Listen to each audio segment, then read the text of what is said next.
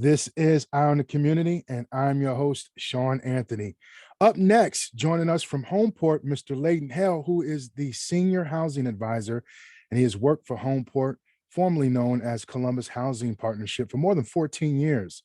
Layden provides clients with counseling support for their housing, credit, and reverse mortgage issues. In addition to having more than 20 years of counseling experience, Layden has also worked in the banking industry as a mortgage loan originator and as a branch sales manager. I want to welcome back to our community, Mr. Layden Hale. How are you, sir? Fine, fine. And John, thank you very much for having me back on your show. Good to have you. You know, it's a very important subject we're going to cover today. But before we dive into that, please, let our listeners know any additional information about your background, your career, and your significance at Homeport. Okay. Well, for those people who don't know about Homeport, Homeport is a nonprofit housing organization. We've been around now. We're getting ready to go into our 35th year. We have over 42 communities throughout Central Ohio that people live, and we have over almost 7,000 residents that go to sleep every night in one of our facilities. So what we do, our mission is to provide safe and affordable housing to our communities. And in doing that, we have educational programs that we do. We do financial literacy. We do one-on-one credit budget counseling sessions. We also do home buyer education classes, as well as for those people who may have issues with their mortgage. We also negotiate with their mortgage companies to help them stay in their homes. So we do a lot to help people with their housing needs.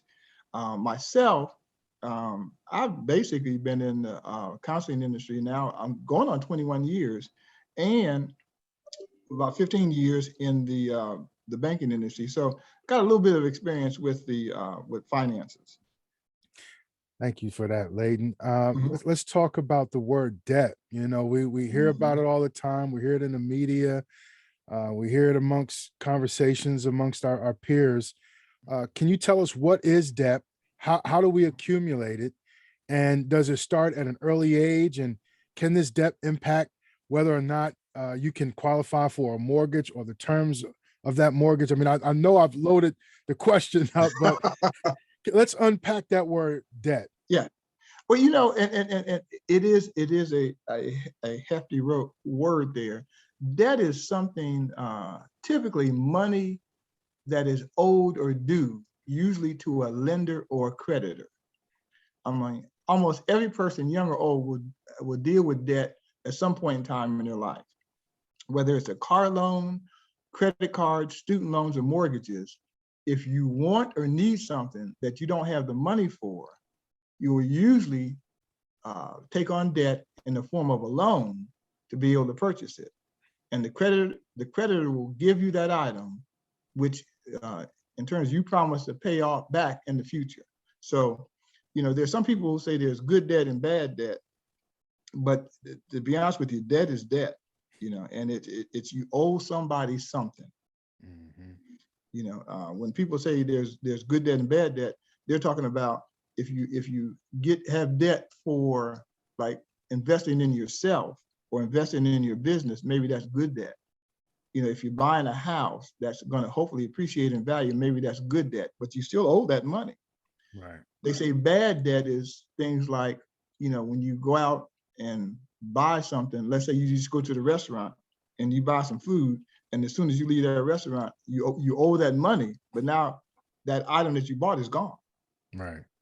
You know, it accumulates fast. Right. You know, when you ask that question, how does it accumulate? I deal with a lot of people now who are dealing with student loan debt. And, you know, there's that story where, student loan debt is good debt, but student loan debt is one of the fastest areas of increase. You know, I mean, right now people owe $1.7 trillion in student loan debt. Now, when you break that down, that means every student that, you know, that's going to school is going to graduate usually, I mean, not every student, but the average student is going to graduate with about $38,000 in student loan debt. And that's before, you will maybe hopefully walk away with a degree, but there's no guaranteed job there. Right. So what we got to start to do is understand what debt is, and then also start to understand how to stay out of debt. Mr. Hale, do you think people make big decisions like getting married based on how much debt they carry? Mm-hmm, mm-hmm. And that's going right back to the younger folks now. The millennials they have a harder way to go than we did, in the fact that with that $40,000 in student loan debt, that's so much debt now. They're making decisions. They're making decisions on can I buy a house now? Whereas usually when we graduated from college and a couple of years down the road, we were starting to look at getting married. We were starting to look at buying a house and doing those things. Well, when you have $40,000 in student loan debt, and that's the average, a lot of people, some people are graduating with even more debt than that. Then they're saying they're putting off. Statistics are showing that they're putting off getting married now because of that debt. If you come to the marriage with $40,000 in debt, and I come with the marriage with $40,000, well, that's the house right there. And then please don't, and so we got to worry about paying that off before we get the house, before we start having kids. So some of that, it's impacting that. But also long term, people are starting to save for retirement at a later time, because they can't save for retirement because they got to pay off the student loan debt.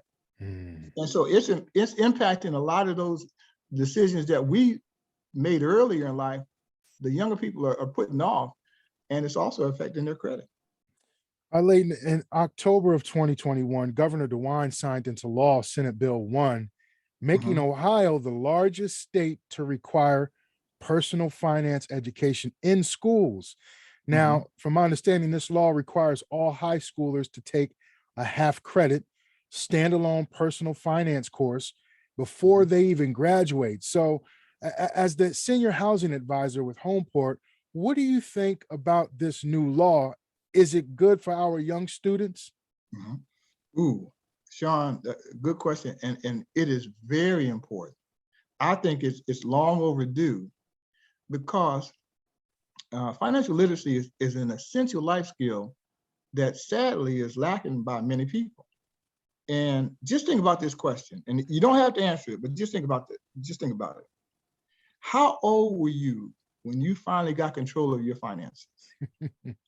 How old were you when you learned how credit works? And how old were you when you learned how to budget and save?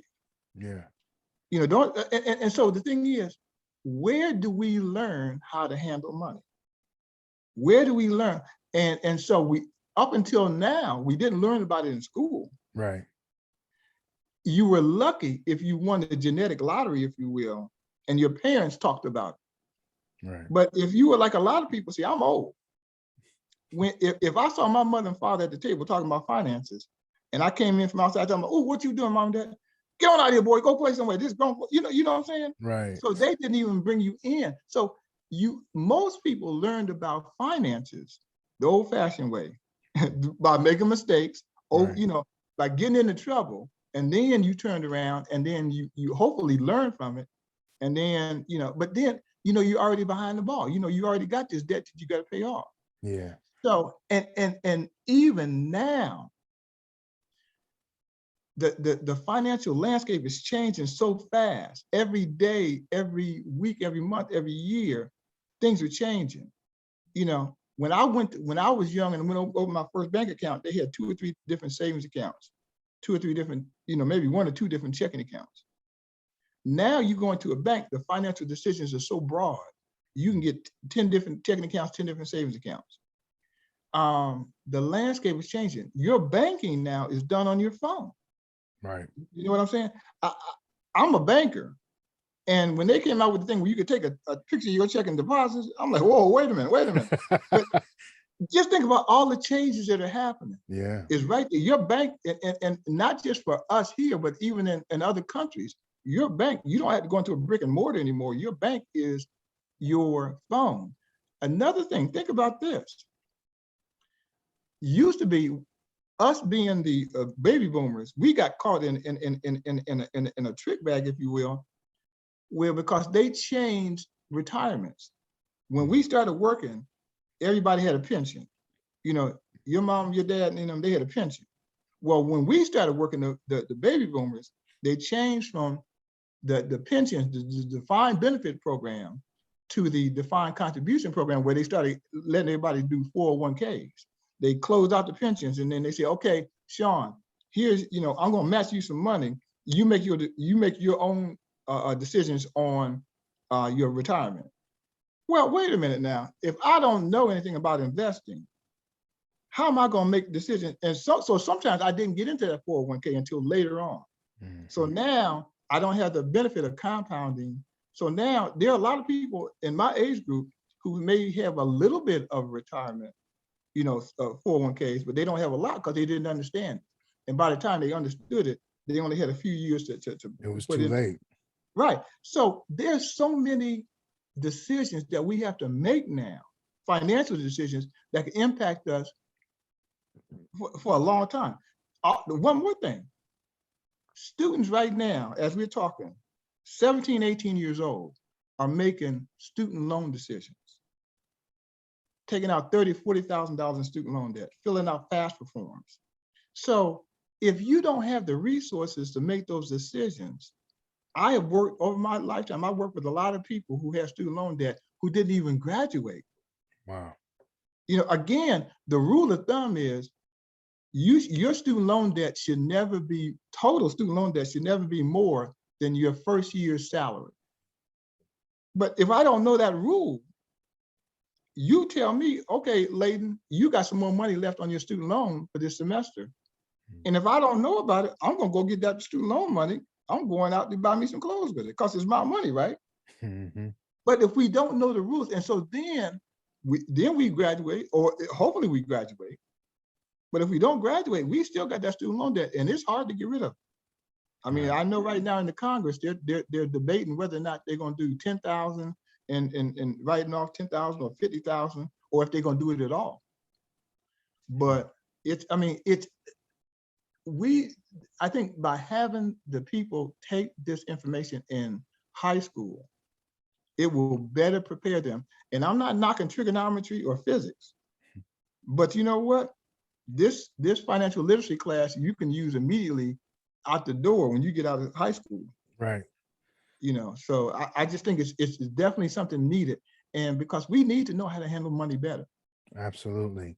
The legislature has decided to incorporate financial literacy into high school student coursework, as we mentioned.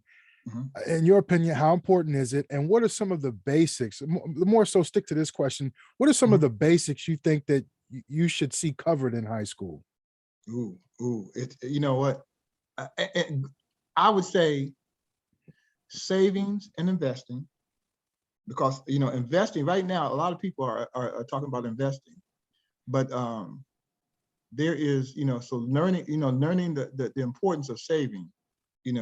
Our parents and our grandparents knew that better than we do. I think we should cover budgeting, because the thing, if you understand budgeting is that roadmap. I don't care how deep in debt you get. If you understand budgeting and start to budget better, that's your roadmap out of getting out of where you are to where you want to be. Mm-hmm. I think you should, they should cover interest, because if you don't know the questions to ask. Right. But interest, there's interest that you pay on the loans that you get. A lot of times people go out and get a car loan, and they don't even ask the question of what the interest rate is, because they're so glad that you're gonna give me that car. Right. Now, understanding that maybe I could have gotten an interest rate at 3% from my bank, but I go through the dealer and somehow they wind up with a 4 or 5% interest rate. So that's more money I got to pay longer term. And also understanding how that works. Yeah, you can get me into that car payment that I want, but now I'm paying 7, 8 years. Mm-hmm. Understanding interest on that end of it, also understanding the interest on, if I'm starting to save, if I'm lucky enough to start to save some money, okay, there's a difference between getting 0.05% on your money in your savings account and getting 1.2% on your savings account. Right. But if I don't know the question, I want to know, okay, if you're going to give me money on my money, how much am I going to make? Well, Layden, that's not a lot of money. That's just $10 a month. But you know what? $10 a month times 12 months is $120. So, and then if I understand both sides of that interest, I'm paying less on my car loan, but I'm making more. So you want to make that money work for you. Understanding that. Understanding compound interest. For those young people out there, I don't know who it said, was it Albert Einstein, whoever it was, that said compound interest is the greatest force out there. Because if I start a job and I get into that 401k when I'm 19, 20, 21, I don't have to be rich. I don't have to be putting a lot of money in there. All I got to do is start putting a little bit in every month. Be consistent. And let that compounding work for me. That if I make 10% on my return every year, that money is going to double every 7 years. So there could be people, young people out there who, if they understand compounding, when I started my first job, getting into that 401k, and by the time I'm 45 years old, I'm a millionaire. By the time I'm 55, I got 2 million. You see what I'm saying? Mm-hmm. So understand how compounding works. And the other thing I would say is understand inflation. That's a word that's starting to rear its ugly head again. And we haven't heard about inflation for over 10 years because the inflation rate was 2%, 3%. But now this year it's 5, 6%. Wow. What is inflation and how does it impact my money? So if they cover those type of things, it used to be a time where, you talk about, well, how you balance a checking book. But I mean, let me ask, a lot of your listeners out there, when's the last time they balanced a checkbook? They don't do it because the checkbook's on their phone. It's all virtual. So those things you may not need, but, understanding those at least few things should help. I think you're absolutely correct. Hitting these fundamental principles pertaining to financing, even with the interest, what you broke down about the interest, people are able to make a more informed decision about what options they have available. If you just don't know, they'll settle for the 0.05% interest as opposed to the 1.2. Had they known the difference, they'd be like, no, I want to move my money in the 1.2 earning interest on my money. In addition to high schools, implementing this new strategy, Columbus State is now offering free education for 2 years to graduates of Columbus City schools. What else in addition would you say is being done in the community to help people to not be so burdened with debt? When I heard that was real good, because early on we was talking about student loan debt, and the average person had graduating with, $38,000, $40,000 of student loan debt. Well, if you go to Columbus State, stay at home, go to Columbus State, you could get your associate's degree 2 years in for free.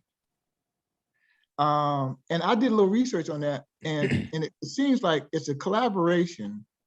It's with the Columbus City Schools, it's with Columbus State, it's with I Know I Can organization, and it's also with the city of Columbus. And it's also with, I think, some of the other employers I know Nationwide. I think Nationwide might be with that as well. But if your student were to do that, they could get their associate's degree for free, no student loan debt. There's also, and I think I'm understanding this right, they can also give you up to $1,000 a year for transportation, books, and other expenses. So this is an all-encompassing program, and it's there to help the students succeed. I think there's going to be mentors that'll help them, because when you make that transition from high school to college, it's a leap sometimes, and sometimes we lose some students because of that. So I think there's going to be mentors. I think there's a chance to have internships with some of I think Nationwide might have, but I think hopefully more employers around the city will join in with that. So they get, not only do they get their associate's degree, or if they don't need an associate's degree, sometimes they can get a certificate. There might be a shorter term. Right.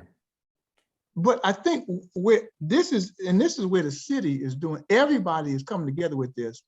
And it's a good thought out plan, because the city realizes that in order to get more employers to come to the city, the Facebooks, the Twitters, the Amazons, and things like that, you need to have a trained workforce. Mm. And over the next several years, they're going to need more, employees. So they're starting now by training these people, so that more businesses come, more jobs. So more businesses come, more people come. It grows the right way. That's And interesting. then, That's interesting. I wonder who put that bug in our local government's ear. Who said, "Look, guys, we'll come there in the next 5 to 10 years, but you need to do this now with your public education." Do you think that was this is a side conversation? Do you think that yeah, kind of conversation happened?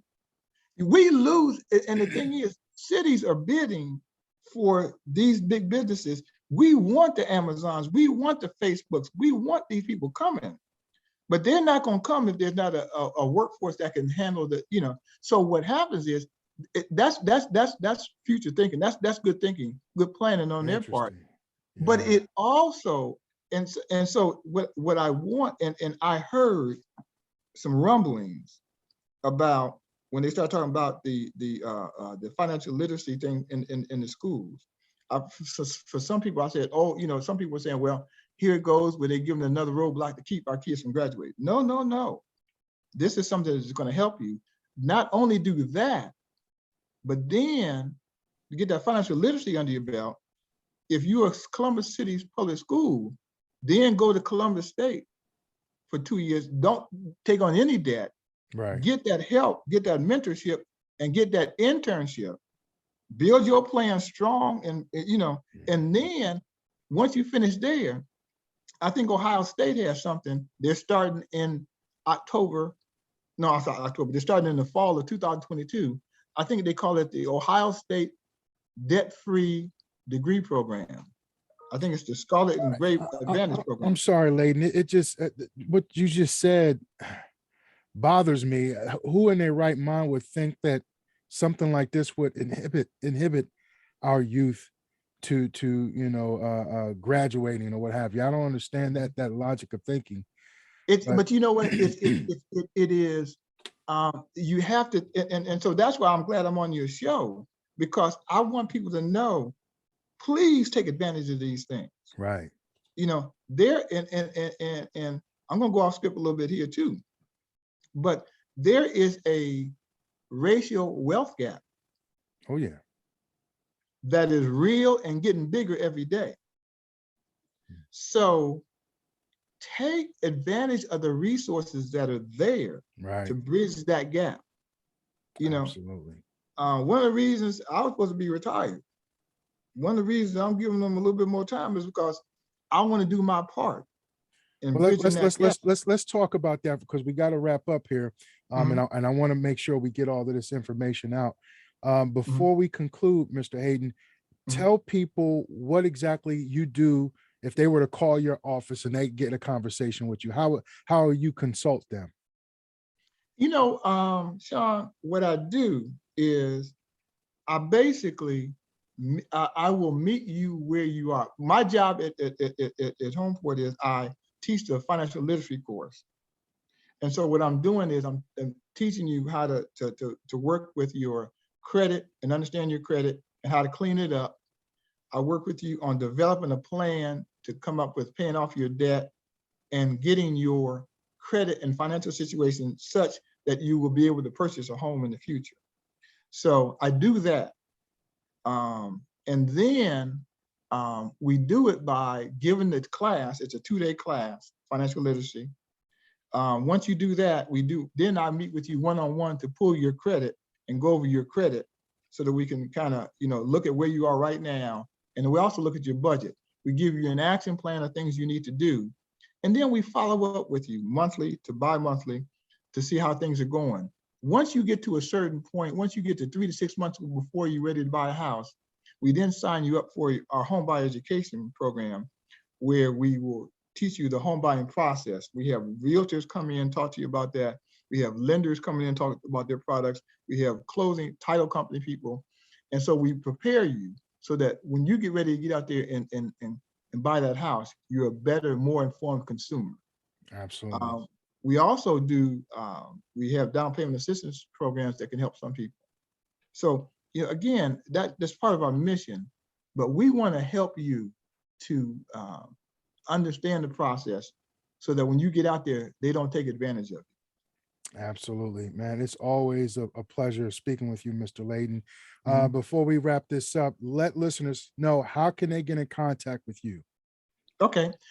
If you want to get more information or sign up for one of our classes, you can go to our website. It is homeportlearning.org, homeportlearning.org, or you can call us at 614-545-4895. Again, that's 614-545-4895. Thank you so much, Mr. Layden Hale, who is the Senior Housing Advisor for Homeport. Mr. Hale, you have a great New Year's, man, and be You blessed too. this week. I'll talk You to you too. soon. Thank you very much. You take care now. All right. Bye now. Bye-bye.